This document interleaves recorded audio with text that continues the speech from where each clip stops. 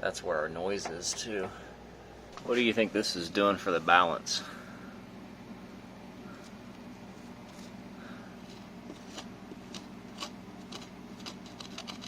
They literally stole $143 from him. Still doesn't fit. Like what? What the hell? Alright, got fucking China'd. Everything's smaller in China, right? Except for your hole. Yeah, they give you a big old hole. They have a big hole and a small girth. Oh no, look at this.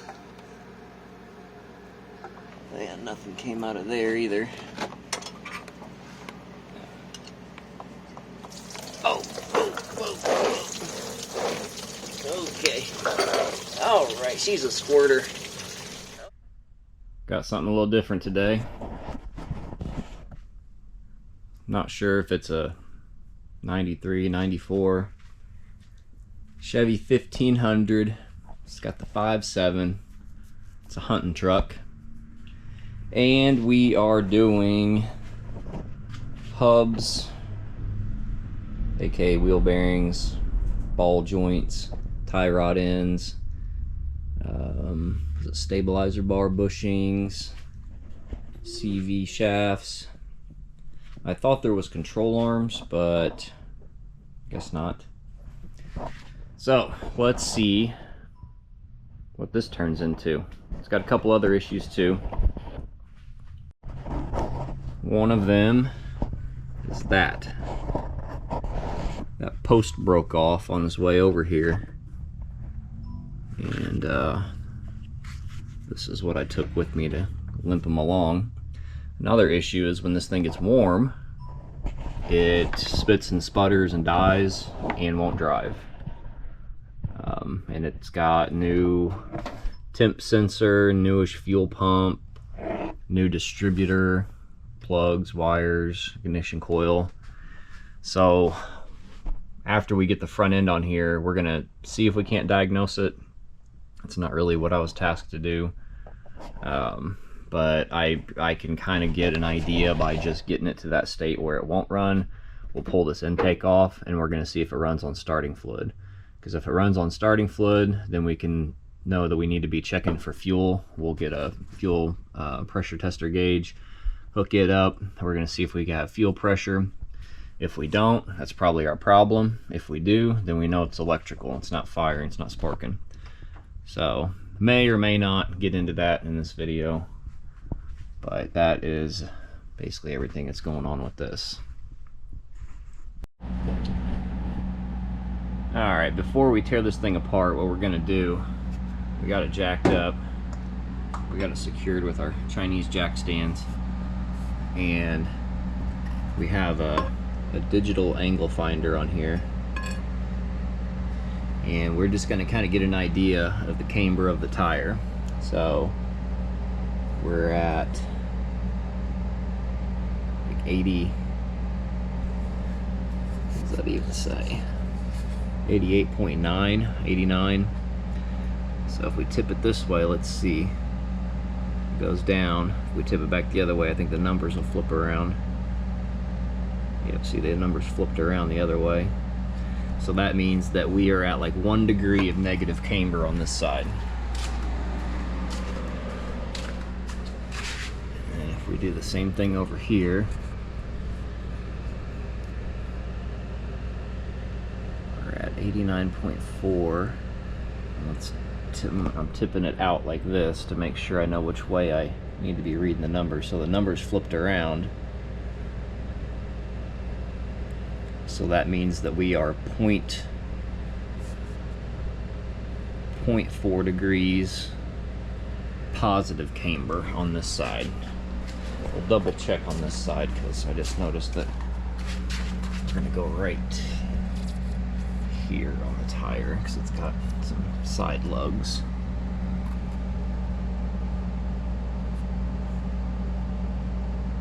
Tip it out.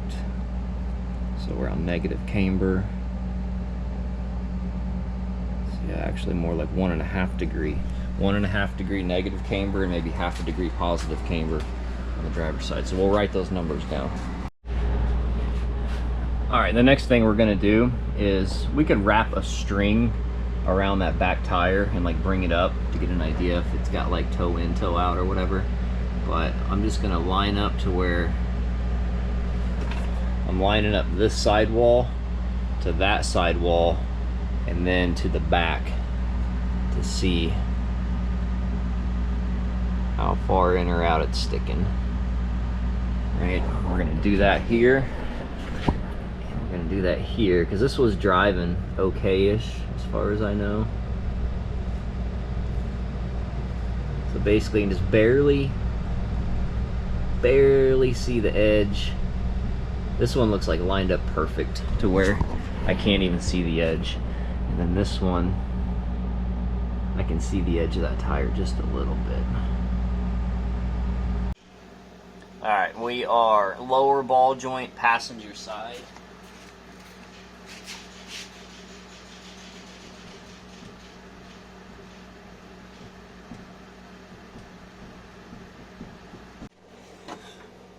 Alright, so we are on inner tie rod, driver's side. It's kind of hard to get all of this angle, but you can see there's a problem, but we also might have a different problem right here is the pitman arm, and we do have movement in that. Let's go over here and check it on the passenger side with the idler arm. So this is actually a separate issue here that we should probably address. That looks like the front axle housing seal, because when you do CV shafts on this, you just take out all these bolts and it splits right here at the seam. But this looks like it's leaking behind there. Alright, so here's our idler arm.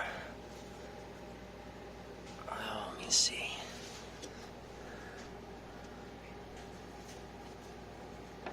Oh yeah. That's where our noise is too.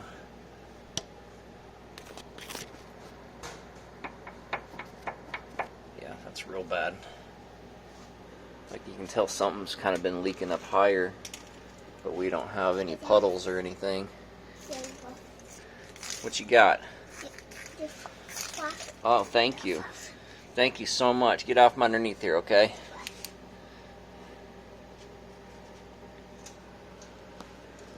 Yeah, we have an oil leak. Probably the timing cover, like always. What do you think this is doing for the balance?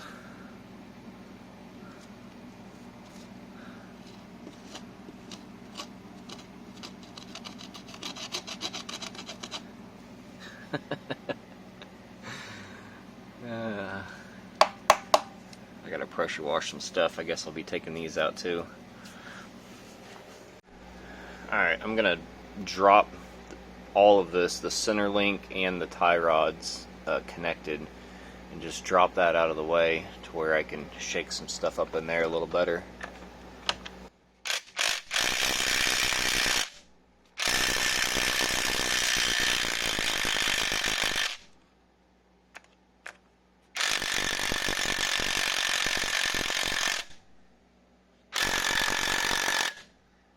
That's a pretty good start. Alright, here's how we're going to deal with this.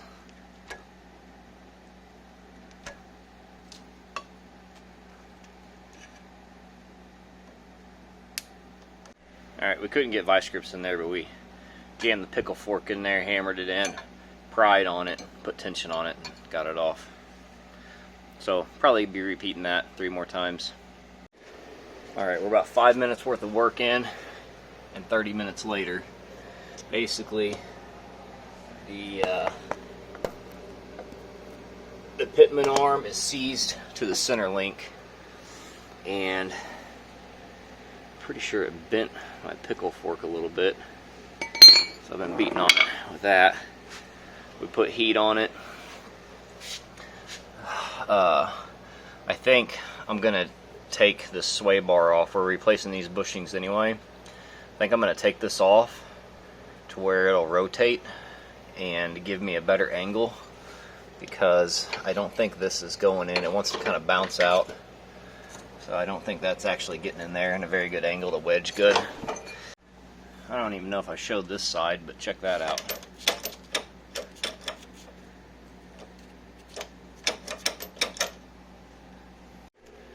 Alrighty, it's out. This is how how this went. A little bit of that. A little bit of that. Then we just got a wood clamp and like squish this down to get a better angle, and that's what did it. Now we can see. Can I have that?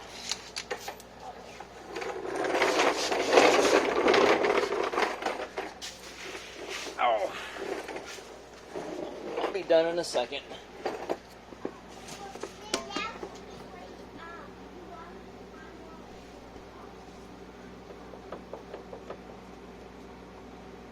There's the Pitman arm.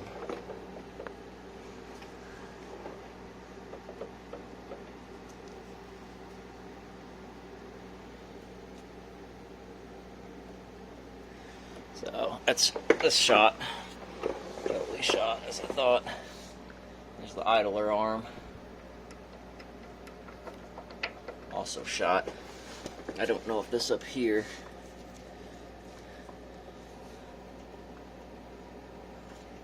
Got a little bit of play in it. Something else I found too, laying up underneath here. This freeze plug is about ready to blow out.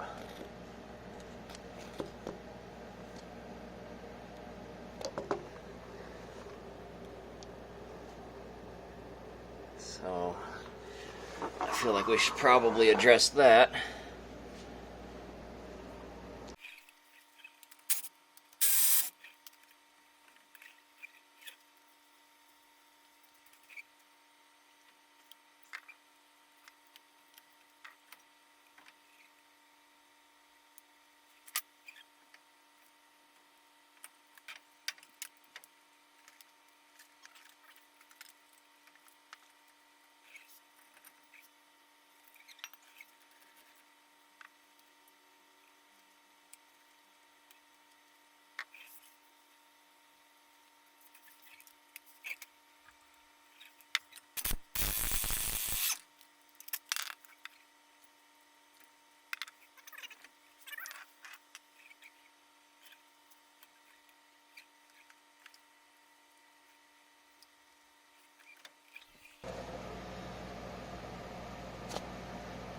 This tire has been rubbing right there, I think, which looks like could have been prevented by just doing that. Maybe wrap a zip tie around it.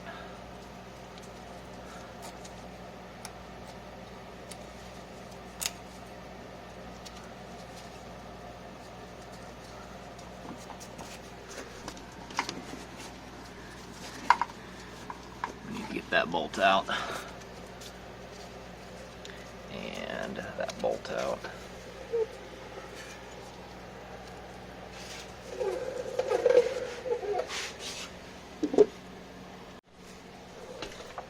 There's cutouts in this back plate for the hub, and we need to take out these three. I think there's just 3 bolts.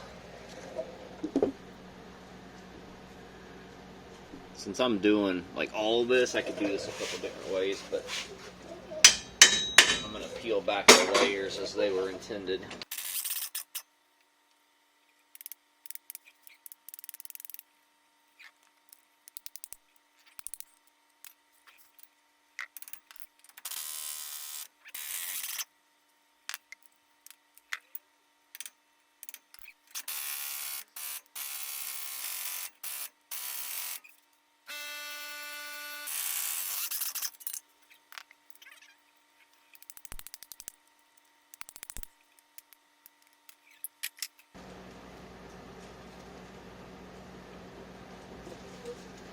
Alright, all you salt belt guys,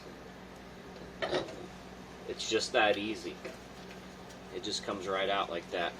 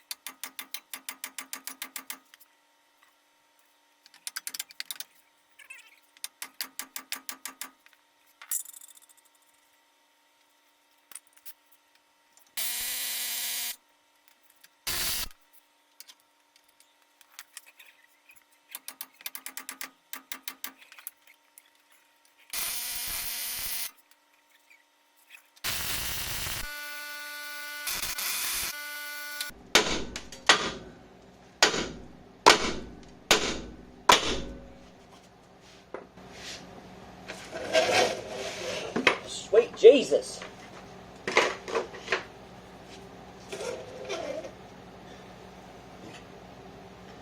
I was really considering about cutting that off.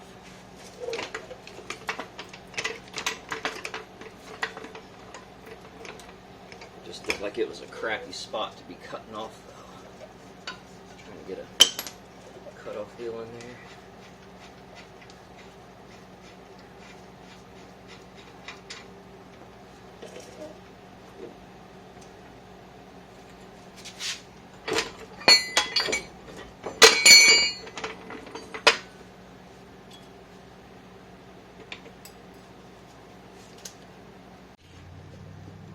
Check that out.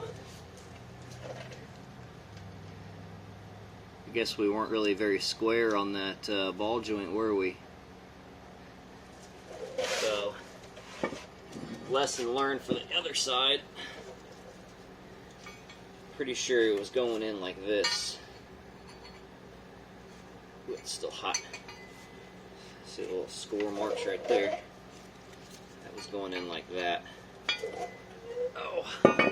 So we know on the other side we basically just need to crawl underneath it, unfortunately. And then if I can fix this in the press in like 5 minutes, we'll do that. Otherwise I'll just buy a new one whenever I gotta go get a ball joint, press kit, Pitman arm.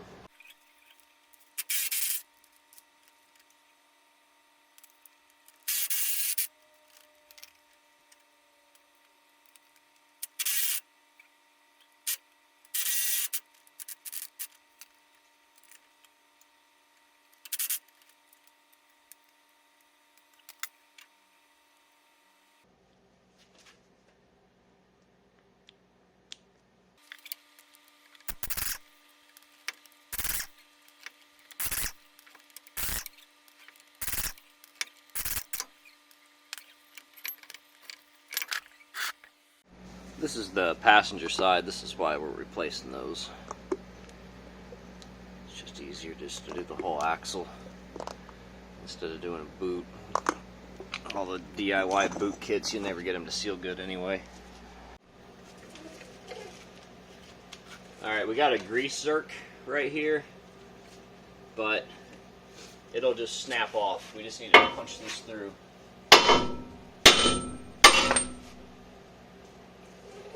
Yeah, it didn't even snap off. It just bent it a little bit.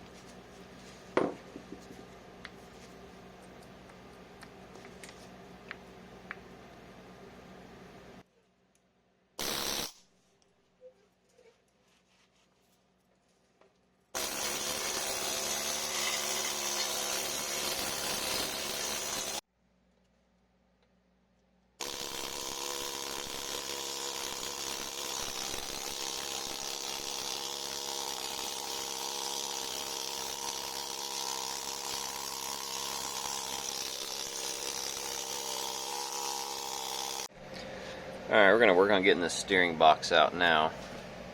Well, we're not going to take it out. We're just going to move it.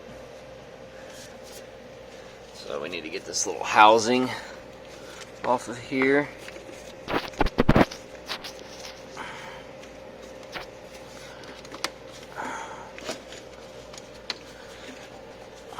take that up. Here's our bolt.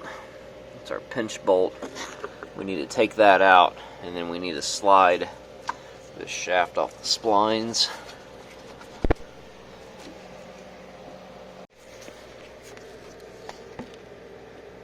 Alright, I got that broke loose. I marked it. I got the steering wheel centered and straight. One thing I found out is they did not put the steering wheel on center to this. It goes a little further one way than the other way, but we're not worrying about that right now. So all we really need to do is just pop this off the rest of the way.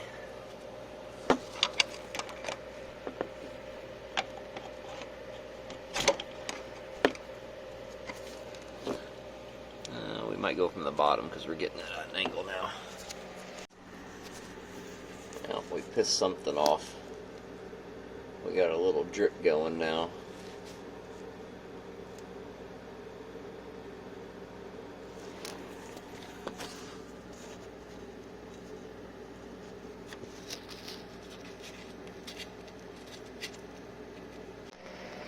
Alright, I dried off the area. And it's not dripping. I assume up in there, that seal is going out. It's got a little bit of like slack. It almost feels like backlash slack. But I cleaned the floor and I cleaned it, and we're gonna wait a minute and see if it keeps dripping or not. Alright, we had this wire kind of wrapped around like that, so it's got a little clip there. We're gonna push this up there so it doesn't get pulled on. And we still have all the lines hooked up. And then we have these 3 bolts right here that we need to take out so we can pivot the box.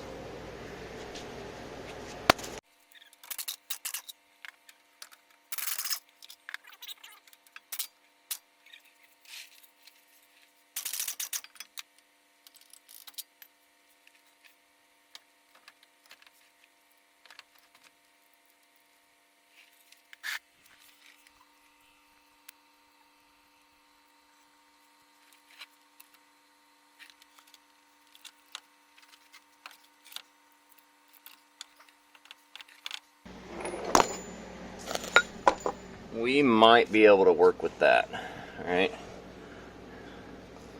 So we can definitely get a socket in there.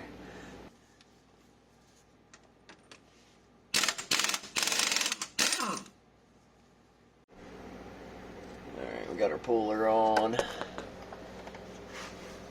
Let's see if I can give you a shot.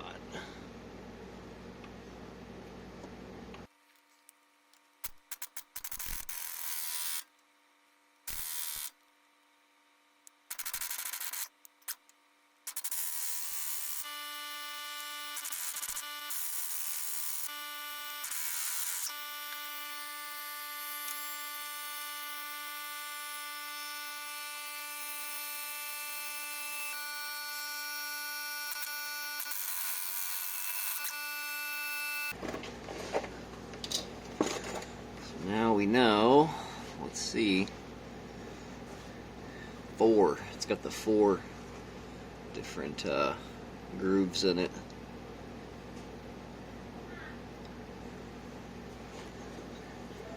And yeah, I put a little mark right there and up there that way.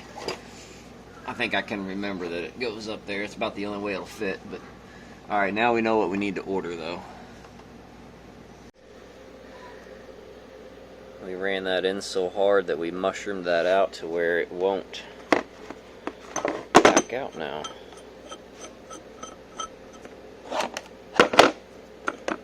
That's pretty cool. So yeah, we'll have to get a little grinder on that or something.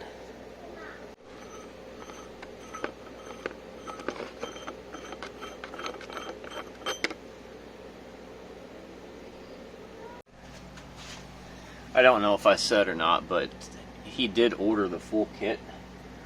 He sent me a picture of it, and he's either missing an entire box that has this piece. This is the idler arm bracket, which we're about to take off. We got these two holes here, and then there's nuts on the other side, and the pitman arm, and then some kind of hose to grease this piece, like an adapter piece, and that's just totally missing. And that wouldn't have fit in here anyway, right? We just have axle boxes, and then the big box stuff came in, and that's it. So either lost it or they didn't send it, one of the two.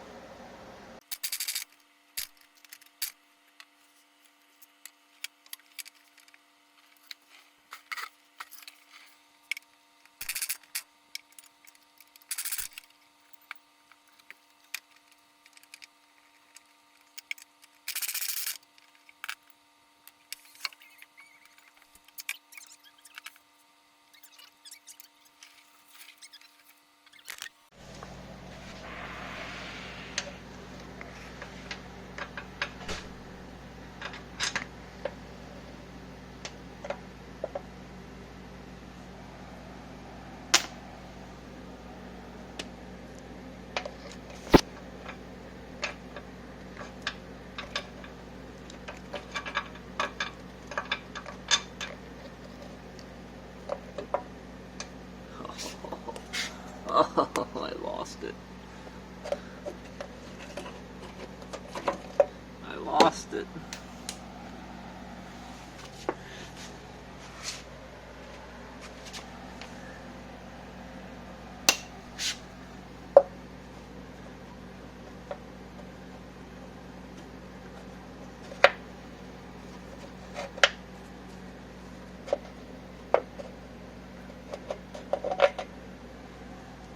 That's neodymium magnets in Gorilla Tape.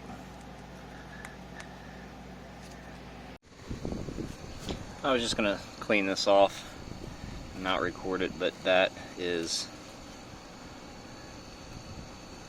absolutely crazy.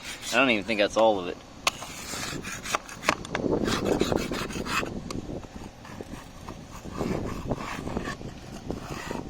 That is insane. There's no way this thing did not shake.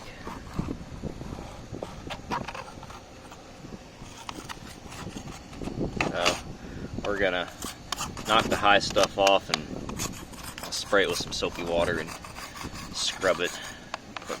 Give it about 5 minutes worth of effort, and however it turns out after 5 minutes is what it's going out like. That is wild. Weight reduction.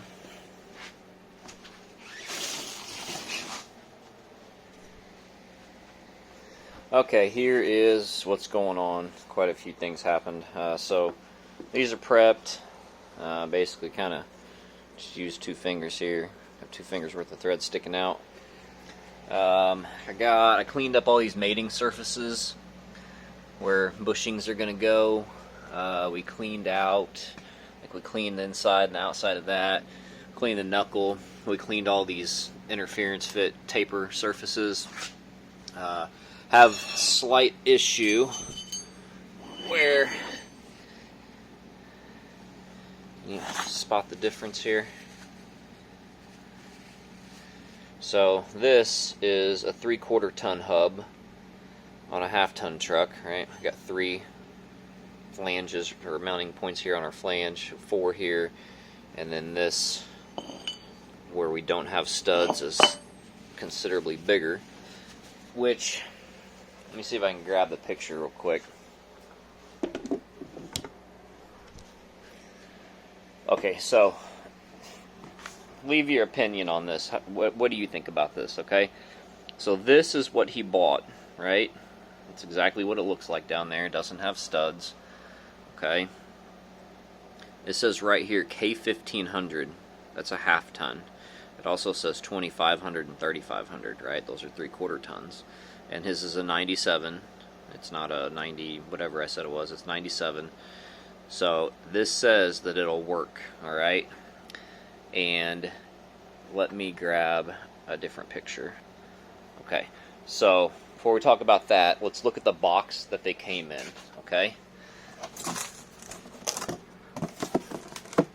1, 2, 3, 4, 5, 6. 1, 2, 3, triangular pattern. It's got like a Porsche or something on it, okay? This is the new listing. I could not find that listing anymore.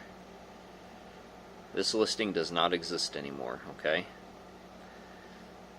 This listing does exist. Notice the picture looks the same. This is the like replacement listing from what I could tell. Notice they don't have the box in that picture anymore. Yeah, I wonder why. So he obviously he ordered the wrong part, but if he searched for C1500 or K1500 hubs and this popped up, why is the burden on him that he should have to know that this is right or wrong, right? Like sometimes it says like ensure the picture looks like your part or whatever. Oh, okay, yeah, let me just do this one night before I order stuff. Let me just go ahead and just pull my whole vehicle apart and leave myself immobile so I can order a part, because you don't know what you're doing. Detroit Axle, you know, like that's literally false advertising. The consumer should not have to be overly educated, you know, or be a mechanic to not get tricked into buying something that they don't want. And so the problem is that these have been sitting here for 10 months. They're not here, but at his house. They've been sitting there for 10 months. So he can't return them. So, I mean, at most, we order these and then just return these in the box because it's their fault anyway, right? Like, you know, like someone might be like, oh, that's wrong. The morals are wrong. Well, I mean, they screwed him. They took his money. They literally stole $143 from him, $150 after tax. So, like, what's wrong? You know, that's not wrong. So, yeah, so what we're doing is, these hubs are good. Old hubs were good. We're reusing the hubs. The other problem is that, okay, well, I couldn't find the picture. I had the picture of, like, what he ordered. This kit was supposed to have the idler arm bracket and the pitman arm. It was supposed to have this piece right here, which is crunchy. Right? Like this part is crunchy. We have this piece right here, but we don't have this piece, and we don't have the pitman arm. And then there's some hose that like hooks to this so you can actually get to it, the Zerk fitting. And he, you know, he doesn't know if they never came or if he lost it or something. I mean, I wouldn't think he'd lose it. He had them all stacked in the same spot. He had the other three, right? So I think that they double screwed him. So new plan, reusing those hubs. I've already cleaned some stuff up, right? I've cleaned up this. It's got, you know, a little bit of wet on there. It needs to be sprayed. This needs to be wiped off, but we've knocked rust off of it, right? Like the high rust. So we've knocked the high rust off of that. We've knocked the high rust off of this, inside and outside. Inside of the wheels, we've did the bottom here, cleaned out the groove where this is going to seat, hit it with a little bit of spray paint. We got grease in here, same for here. Clean that off, hit that with spray paint. So everything is prepped. I ordered the parts we're missing. Everything's prepped to where we're gonna start getting stuff together, but that's like the new direction is we're not doing hubs now. So yeah, check this out. If you were to guess, right, like how much do you think that is, right? And then how much do you think this is? Because, I mean, that's, I don't know, that's like 4 or 5 times the amount of material as this. So you would think like that'd be 4 or 5 times the price. Well, that was $16. So then you're probably thinking like, well, that's got to be $100, right? $158 or $68 for that. And they did give me the new one. It's brand new. So we have this prepped to go. Got the boot off of here. We're going to use this collar. Going to use this piece. We got some grease on these threads so we don't tear them up. And we're going to knock some of this paint off of here. Alright, let's see how big of a pain in the ass this is, because these almost never fit right. And what I mean by that is we're going to have an angle issue like this. Alright, And we got to make sure we line that zerk up with this little cutout right here. And there's a little notch. So that's kind of lined up.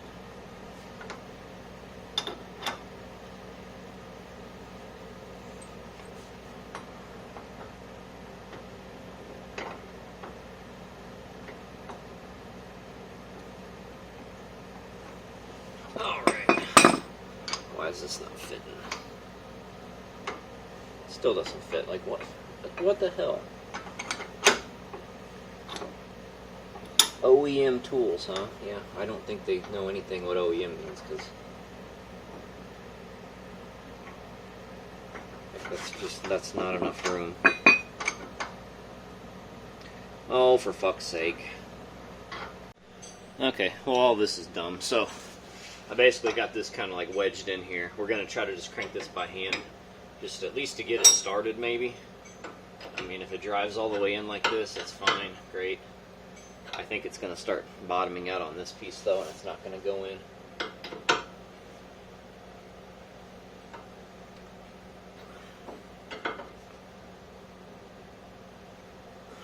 Yeah, it's already getting super tight. We drew it in a little bit. Yeah, I don't know what the deal is. I think I'm going to have to go get a piece of steel and just use a flat piece of steel instead of this cup because it's too thick. That's what $158 rental gets you. The one that works costs $600 probably. OEM tools. That's the OEM experience right there. All right, check this out. That's an old four-wheeler wheel bearing, and it fits perfect in there.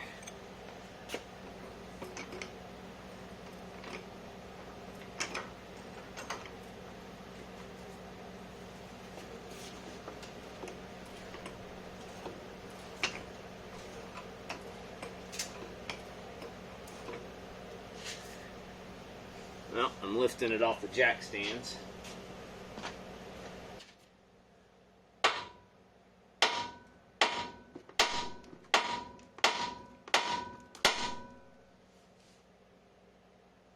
Almost there.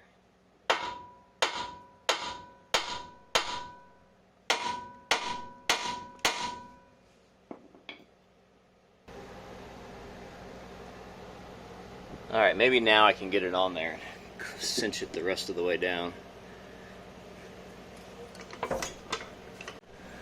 So even with that far in, it still doesn't work.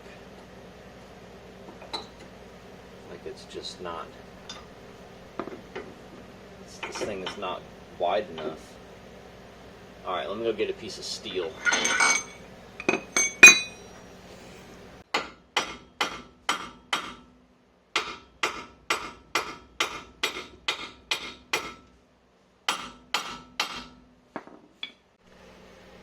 Alright, take 3 or 4.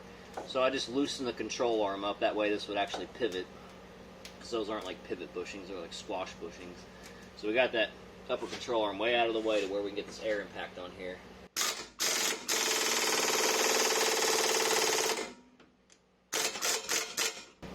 And that should be good.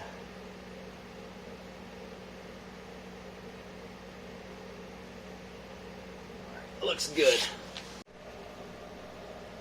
Alright, well the top one's easy.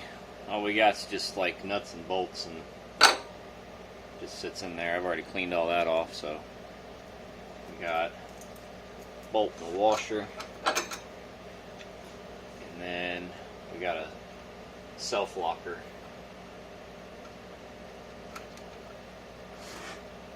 And that's it times 4 basically.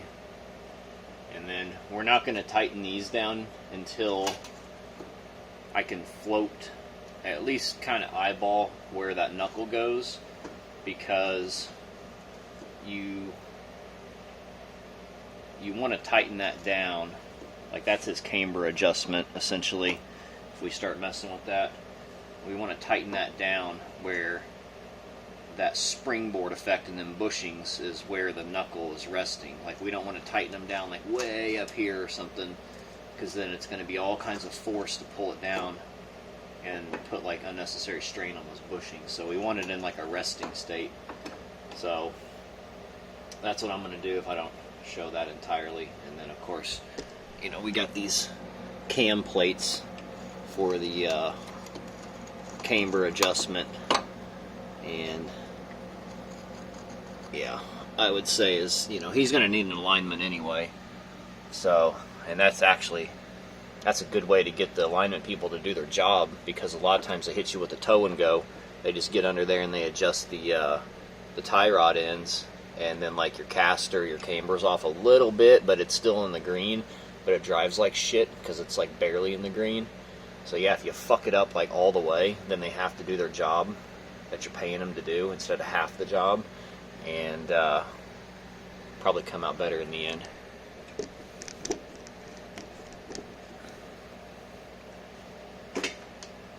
I don't have a torque spec on these. They didn't come with a torque spec. They're M8 bolts, so probably 15 to 20 foot-pounds. I'll see what 15 feels like, and then if I don't like it, I'll put them at 20. But you should always refer to the manufacturer's specification. You should refer to the OEM specification, because OEM is never wrong. Okay, we're going to go ahead and get this CV axle in here, and we need to come up through here like this, because that's how the other one came out. Oh, and she's heavy. Oh, or I'm weak. Maybe a little bit of both. Oh, you're about to get bumped. Okay. So then we get her up in here like that. And then all I got to do is just line that up. We clean the surface too, by the way. And now we got to just get all that lined up. Trying to make sure that's not going to be in my way to do that pitman arm. If the Amazon driver that bumps his music real loud and sits in my driveway for 15 minutes at a time decides to bring me my parts today. Alright, I spent about 2 minutes with a chain wrench trying to wrap it around the flange to where I could torque these bolts, and I feel like I was just wasting time. So what I'm going to do is I'm just going to go ahead and get the knuckle on there, and then we'll get the hub on there, and then we can jam a pry bar in between the studs of the hub, because we need to torque them to like 58 or something-ish. I think that's what it was. So it's not going to be too much pressure on them studs, like smashing threads or anything. And then we'll get this tightened up. We'll be able to use the hub and the rotor. We'll run a lug nut in on the rotor, and then we'll get kind of a flat surface. And we'll check our camber and see if we need to, you know, get this thing closer to being, you know, basically vertical instead of like way off. And then of course he's going to have to take it to get an alignment anyway. So that's what we're doing. So we got our cleaned up knuckle here going on.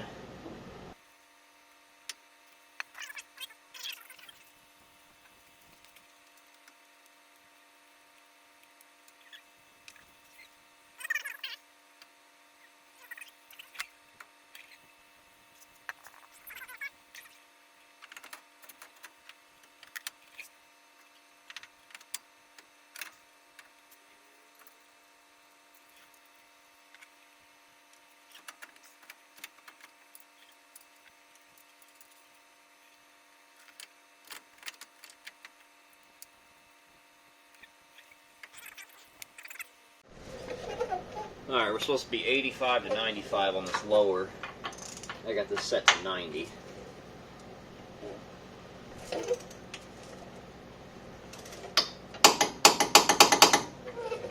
then we'll see if 90 if the cotter pin lines up. And if not, then we're going to 95.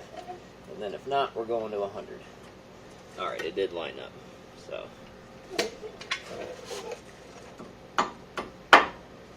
and then the top is supposed to be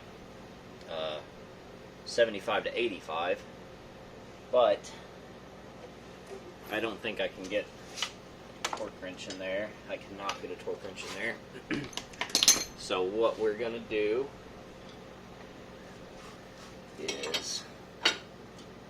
this on here.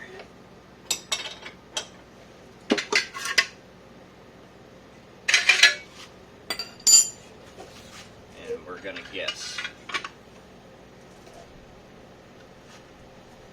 Probably about 75 to 85. If you're questioning that method, take the proper size wrench, make that one click, see how much effort it takes to pull, right? Like you're doing it with both hands, stop doing it with both hands. Do it with one arm, now do it with 4 fingers, now do it with 3 fingers, and get it to the point of where you can barely move that or not move that, and then put the same pressure on this one.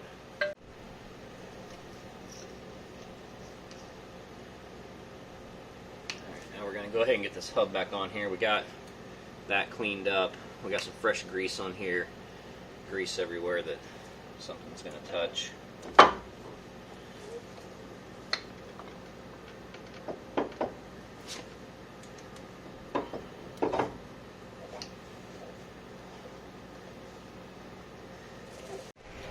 Don't forget your rock deflector.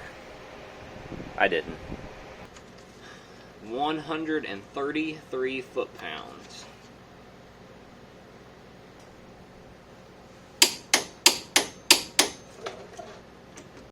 Okay, here's the setup. So, just a big old pry bar to where when we turn this to the right, we torque that to the right, and this all locks in. And that's how we're going to torque those inner ones.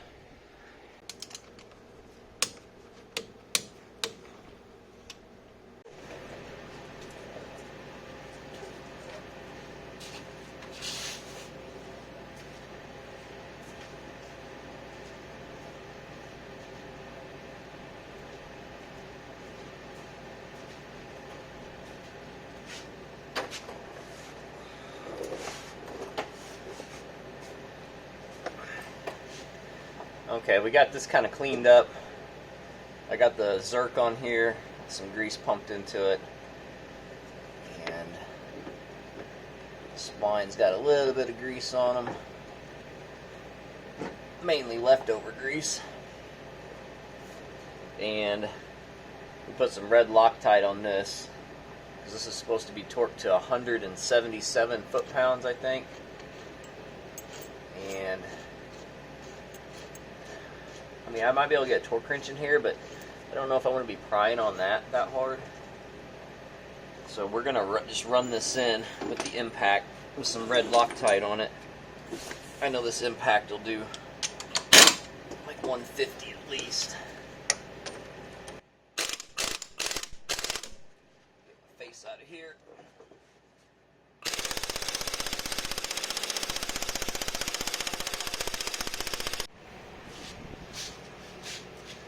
Alright, I think these are 75. It's kind of a wish-wash of information. So I got it on 85.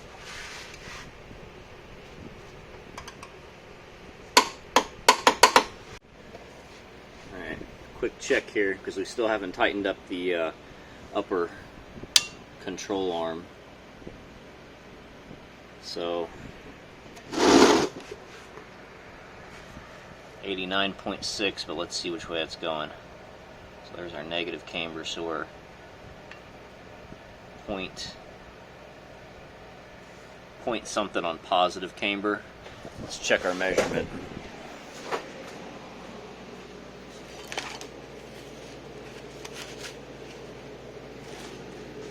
So driver's side, we were at positive ½ degree of camber.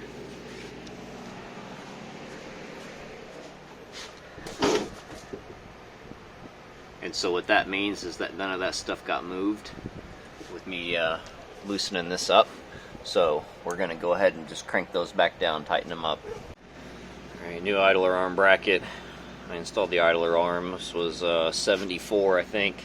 It's got this little extension here for grease. We already put grease in it. And yeah, this one turns a lot better. It's tight, but it's supposed to be tight. I'm not even going to record that. Setting the camera for the pitman arms sucked, so yeah, I'm just going to put them on. I got a piece of tape on the bolt to keep from dropping it inside the frame. That's about it. Alright, got fucking China'd.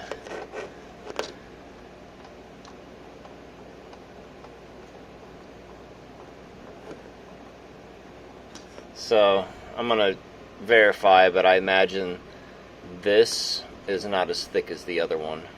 So, this is bottoming out on like a shank for the splines, but it's not actually squishing this up into the splines to pinch it to make it tight. And I noticed that after I got some more shit on here. So it's not the end of the world. We just need to get a washer basically to where the washer fills this gap. But I did have to take this back off, and I'm trying to crack it loose now and it's not working. So fucking China. Okay, that is the problem. This is 1 millimeter thinner than the original. That's it, 1 millimeter. And then this is actually a taper to where like this diameter and this diameter are different, so it's meant to kind of squish on there. But yeah, I do happen to have a washer that is pretty much perfect. So we're going to put this on there and we're going to see what happens. If you don't hear back, it's good. Okay, what did I say? If you don't hear back, everything was okay. Everything was not okay. So, two things happened here. This is 1 millimeter thinner, and when they broach the spline, like it's a tool that like etches into it, this is supposed to be tapered. It is tapered, but they basically did the same thing to where like the hole is bigger than this hole. So this needs to go up higher on the shaft, which then leaves that splines of the shaft sticking out, that we need to close that gap. So yeah, basically two different problems. I did put it on there and tap it on with a hammer to make sure it would actually lock in. It does lock in, it just leaves like, I don't know, maybe like that much room. So we got some of these Rule King washers. I found a couple of them that were thicker than the others. So some of them, see them first two on the left there, are thicker. So this is what we had to work with. So I might have to like shave that a little bit, but it's really, really close. So I think this is what's going to fix the problem. All we got to do is really close that gap, and then I think that's going to be okay, and we don't have to send that back or do a whole bunch of shenanigans or whatever, because we bought this as a kit and the other piece is already on there, and like, yeah, it's just what a pain in my ass, right? Like, everything's smaller in China, right? Except for your hole. Yeah, they give you a big old hole. They have a big hole and a small girth. Alright, so there is basically how far it goes up. The OEM, it starts getting tight before them threads even show them, and it bottoms out, not hitting the threads. So we got that on there, kind of tapped on with a hammer. Then we got this to where it's perfect, so that'll close that gap. And then we'll just put the lock washer on there and the nut. Alright, we got everything on here. Center link, tie rod ends.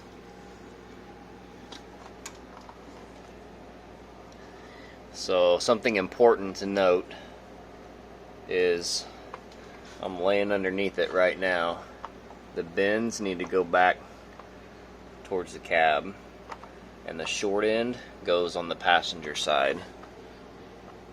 See how long that is? It's like as long as my hand, and then on this end it's about as long as my finger. So that definitely matters.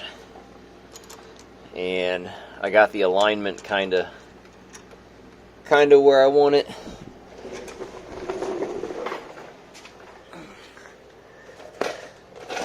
Got everything torqued. These were like 40-ish. No, idle arm was like 50 or something like that. But yeah, I got all these like loose to where This is like super tight, but spinning this is like what does your alignment. And I basically just got the wheel straight and kind of just looked at it, tried to like get this, you know, in the center of the back wheel.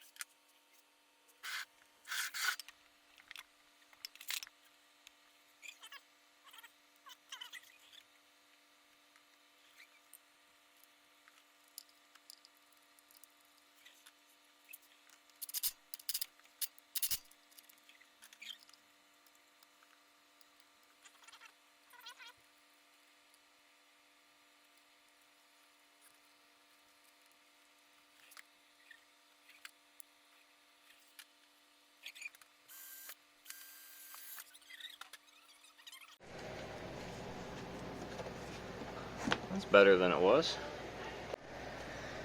Alright, getting close to the end. We're going to take this and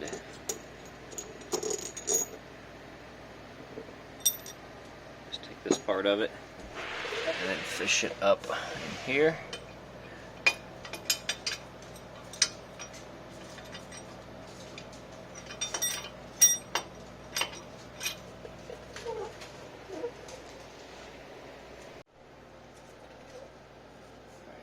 Fish on a bushing and a washer.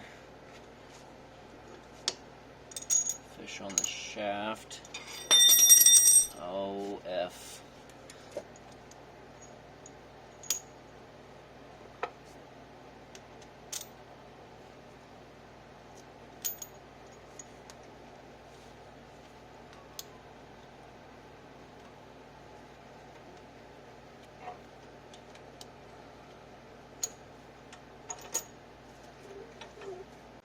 Don't forget to grease them up.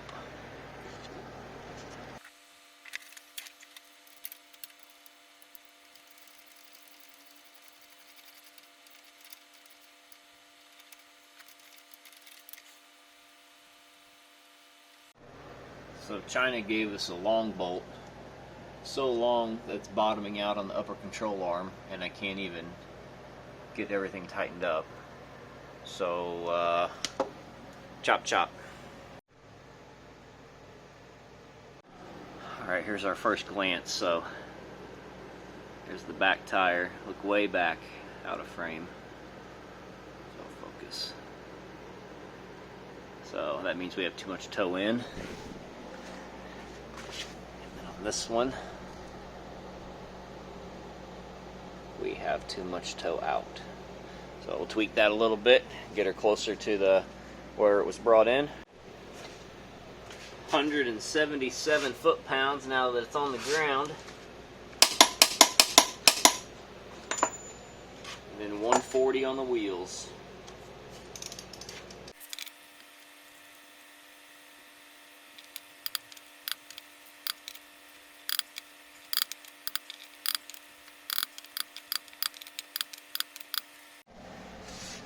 Alright, we got the radiator drained. It is there, right by the hose, like driver's side in the front. Alright, we're not jacked up anymore, so we have less room. I don't know if I'm going to change that. I don't know what kind of angle I can get you either. So there is our freeze plug.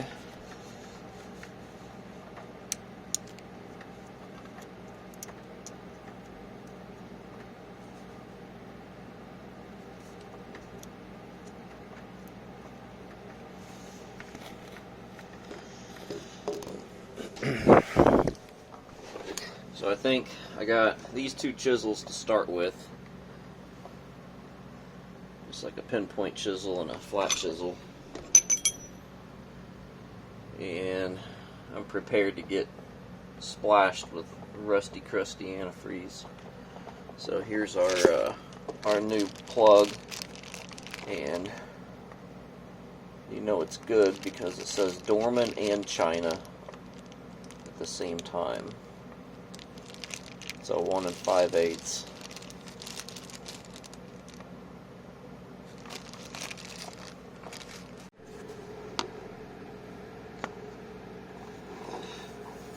Alright, I got you hanging upside down, jammed up in a corner. I can barely see the shot. I can just see enough that it's not centered.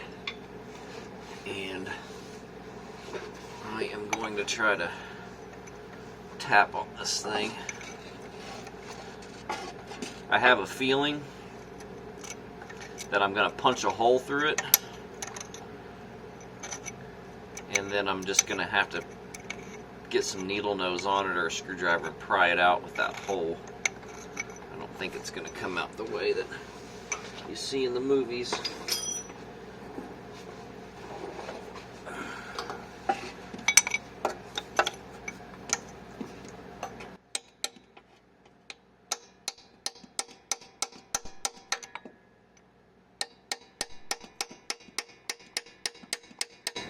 Sinking in. Where's my bucket? Oh, my fucking bucket.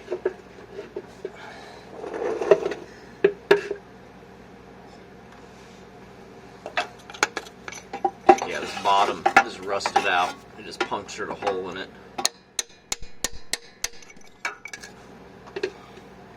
My arm is covered in brown, juicy rust.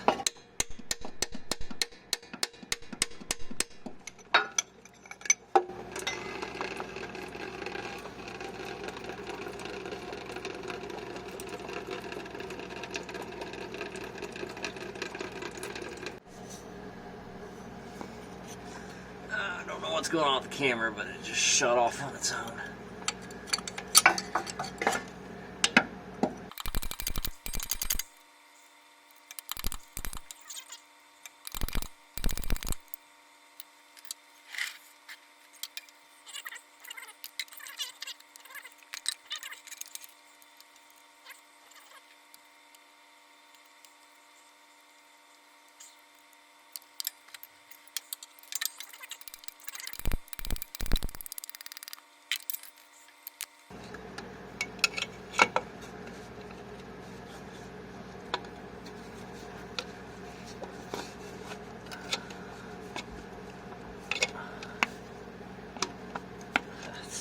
Listen.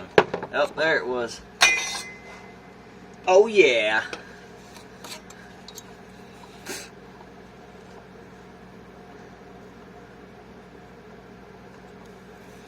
Rotten.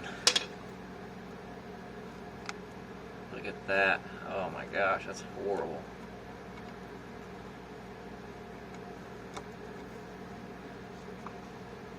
Oh no, look at this.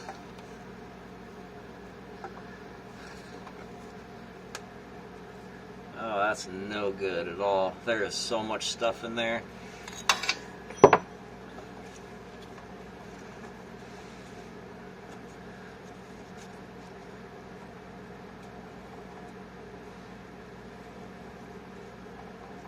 Oh, that's bad. I can't pull it out, but I mean, look at it. I think you get the idea. Like, I can feel chunks. It feels like just mud and chunks. See if I can pull some out here.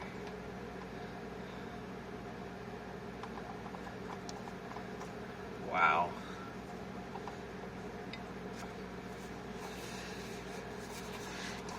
Let's see if I can get my other arm up in here. Nope.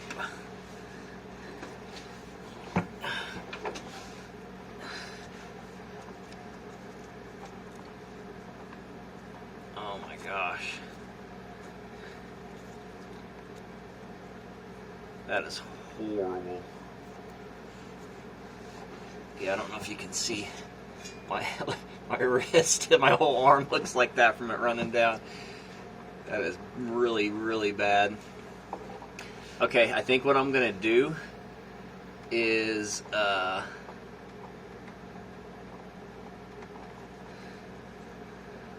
have this little thing for like drains, and it's kind of like a hard hose, and I'm going to stick that in there, and I don't know, hook the hose up to it or spray bottle or something, and I'm going to try to spray some of that stuff out.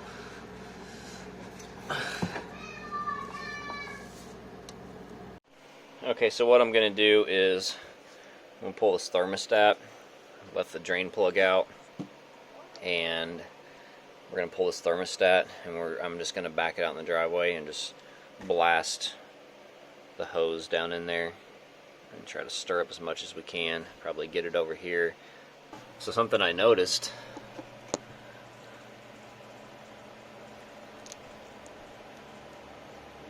check that out.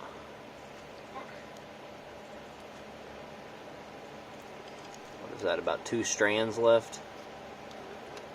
I wonder if that's the electrical problem. That'd be too good to be true, right? So we're gonna snip this and put a fresh buck connector on that. I did confirm back here that it has a new ignition control module. You can see the thermal paste kind of squished out of it, the coil, the distributor. So I don't even know if I told you, I confirmed that it's got a spark issue, not a fuel issue. So we basically got it to where it was warmed up.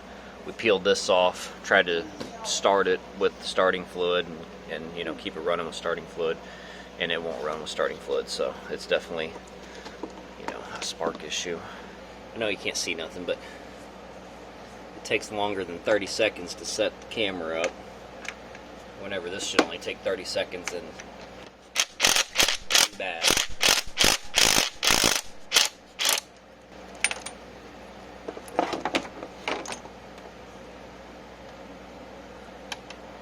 Yeah, we'll patch all this up, get this fixed proper. Yeah, I've pulled the stud out.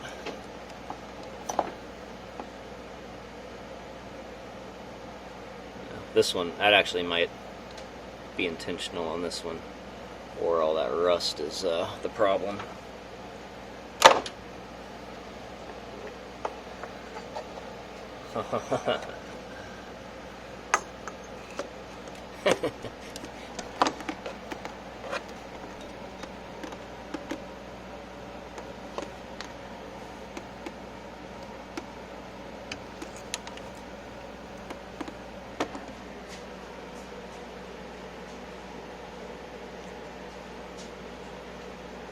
It's an interesting color.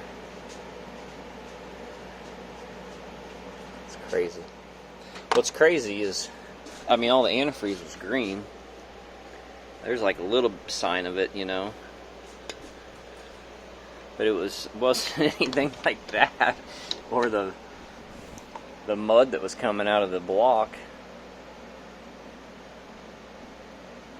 He's got a new one of these sitting on his dash. Alright, here's my patch job.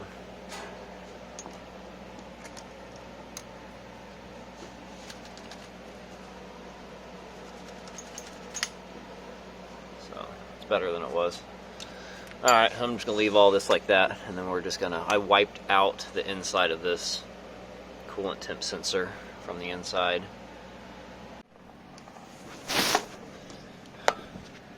Alright, so check this out. I looked some stuff up. So right next to our freeze plug hole, there is an Allen head that is a drain bolt for the water jackets.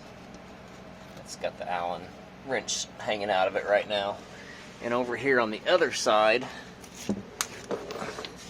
there's supposed to be one on the other side. We don't have one on the other side, but we do have this coolant sensor. It had that plugged into it, and that's in a pretty awful spot. I can't even get the camera up in here at all. So I couldn't even get a ratchet on there. I basically got it off with just like a breaker bar, and and it's 22 millimeter, and it doesn't fit good. But I got both these cracked loose. I'm going to try to get you a shot of what happens when I pull these.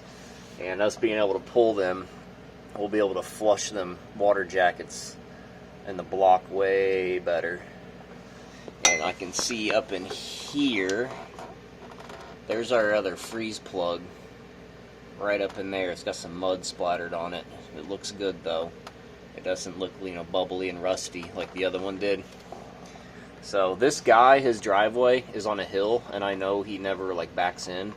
So all of that sediment, settles on the back of the engine basically whenever he parks.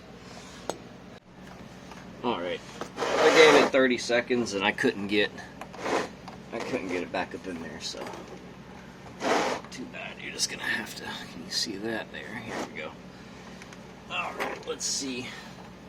This was an absolute bear to break loose. I was about to give up on it. This thing was super, super, super tight. All right, here it comes.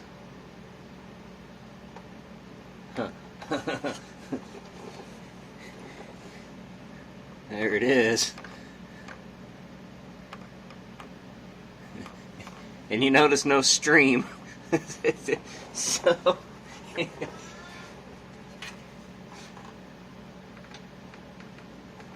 oh, holy shit. I just jammed this Allen head up in there and it was just mush. Just absolute mush.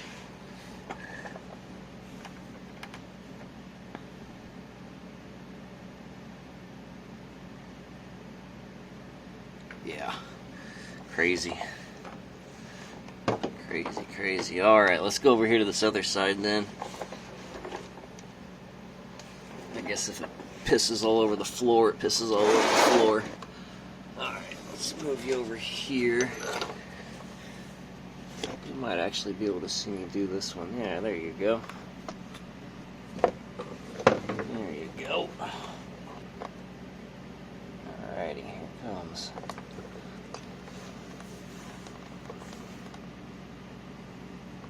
Try to do it on a clean spot of my finger. Oh, that one's even darker. That is like just a crazy layer is stuck to that. Well, if I try to clean that off, yeah, nothing came out of there either. Oh, okay. All right, she's a squirter. Oh boy. Oh boy. Oh yeah. Okay.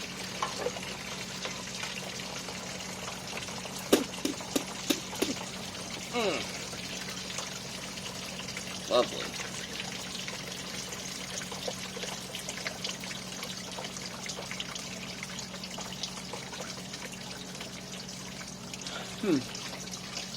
Guess I could rinse my tool off. Oh, yep. Nope, I guess I'm not rinsing my tool off. Well, really wasn't prepared for that. Hopefully someone gets a little chuckle out of that.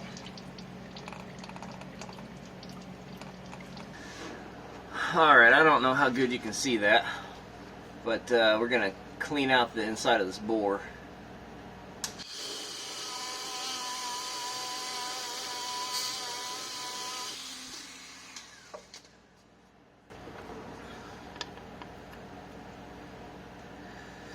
Okay, that's good that it kind of fits in there already, like it's kind of tapered or maybe eroded or something. That'll make starting it really easy. Oh shit. Oh shit. Oh well, fuck me.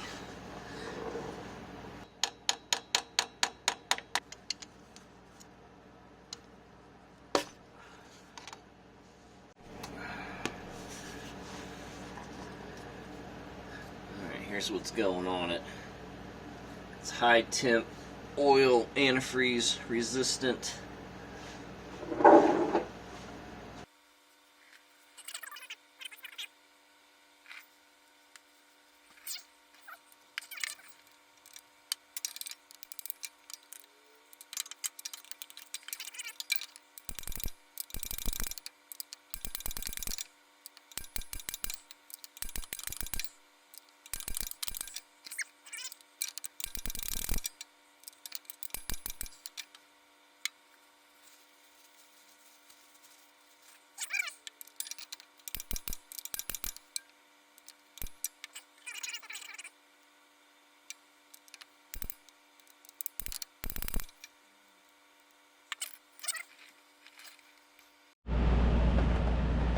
He had these in his truck.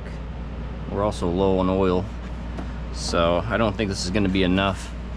But while we have this thermostat off, I'm going to just pour it directly into the block. Fill the block up. We're just going to pour a little bit in here, and then we're going to see if we have any drips. Like an hour's passed, by the way, for the silicone to dry. I know it's probably not all the way dry, but we're not going to run it until it sits for a long time. Alright, I'm just cleaning up the mating surfaces for the O-ring seal on the thermostat. And look how nasty that is. Is that not crazy? Like the whole inside of this thing is probably like that.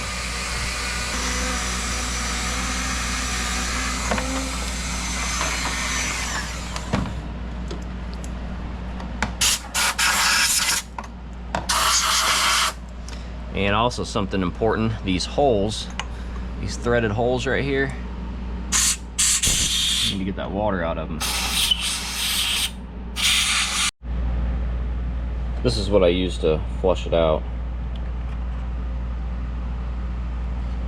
It's just a hard piece of like plastic line. I was able to bend that a little bit and then kind of fish it around different angles. It's got an adapter to put on your hose. Worked pretty good. Well, we are wrapped up. We did not figure out the dies when hot issue. We had 6 codes: camshaft position sensor, a circuit range performance bank, 1 or single sensor, crankshaft position sensor, circuit intermittent. That's probably the problem. I peeked at it. It's right at the harmonic balancer before I put the skid plates on. It's covered in oil. Looked like it had 2 little bolts like holding a plate holding it on. I didn't mess with it. I'm not going to mess with it because I don't plan on replacing it, because I can't for certain say that's the problem, so therefore I'm not going to like put my work behind it. I'm not just going to be the parts cannon guy. I'll let somebody else do that. And then we have like O2 sensor codes, which is, probably the problem with whatever's making it misfire. It's popping O2 codes. So we did everything that we were set out to do, and then some. So I don't have really much of an ending for you. I don't really feel like test driving it again. It starts, it revs, the steering works, so that's it.